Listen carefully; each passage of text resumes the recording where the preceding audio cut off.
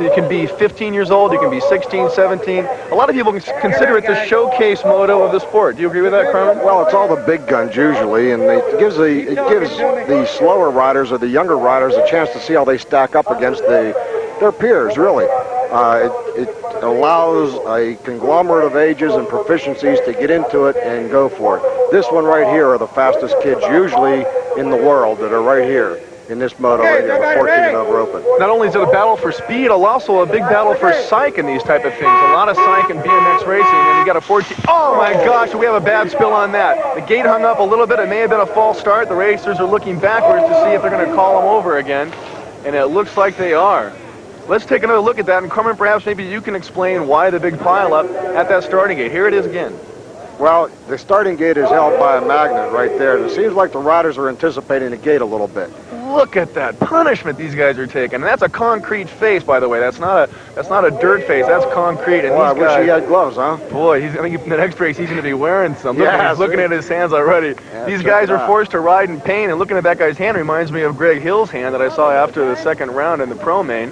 Greg's riding with some pain in this next one. On his left hand, he's got a big bandage, and he did just about what looks like to be the same thing on that, a big chunk out of his palm.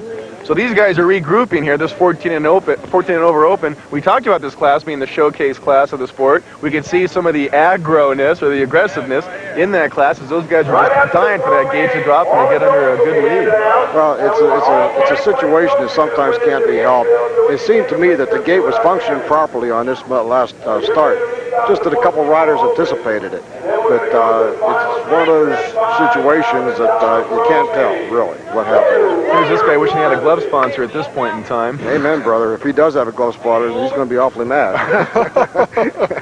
So these guys may be resetting up the gate in BMX racing almost like a drag strip starting line. They've got a Christmas tree, which you can see on the far left of the screen, that hangs above the gate.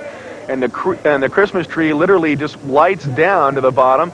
The racers are watching that light. They're also with some horns that go along with it. Right now they're testing the gate to make sure that it's going to drop all right. It's a kind of an air compression type gate.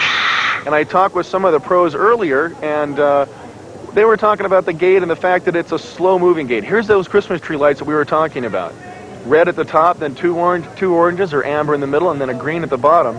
Probably one of the fairest starting systems you can have, because there's a lot of kids in BMX that have some physical impairments, either in hearing or, they don't hear well or they don't hear at all. The lights give them a chance to have an equal start with the rest of the riders in their grouping.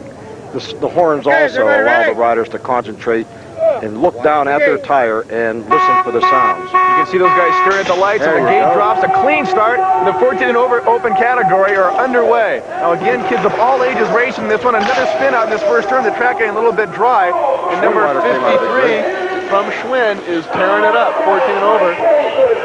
Mike Polson in the lead right now for Schwinn. Polson has done well in the other amateur races throughout the series, but somebody number 87 is putting the move on him. Big John putting the move on Polson, but Polson able to hold him off. John in white from 09 is on the outside. Mike Polson on the inside from Schwinn, still able to put the door down on him. Here's a chance for John on the outside to make a move, but it's going to be Polson all the way. Mike Polson in this 14 and over open category coming through, maintaining his whole shot and hanging on all the way through. Paulson's one of the strong riders, and whenever I mentioned earlier, Dee, about conditioning, Mike Paulson's probably one of the most conditioned riders on the circuit as far as an amateur goes. When you say conditioning, Carmen, are you talking about running? You're talking about lifting weights? What do they do? These guys do everything. They lift weights religiously every day. They run, they ride bikes, they work out on rollers whenever the weather's inclement. I mean, they'll do whatever they can do to tone their muscles and to strengthen their bodies. And the riders that condition the most are usually the ones that are out in the front.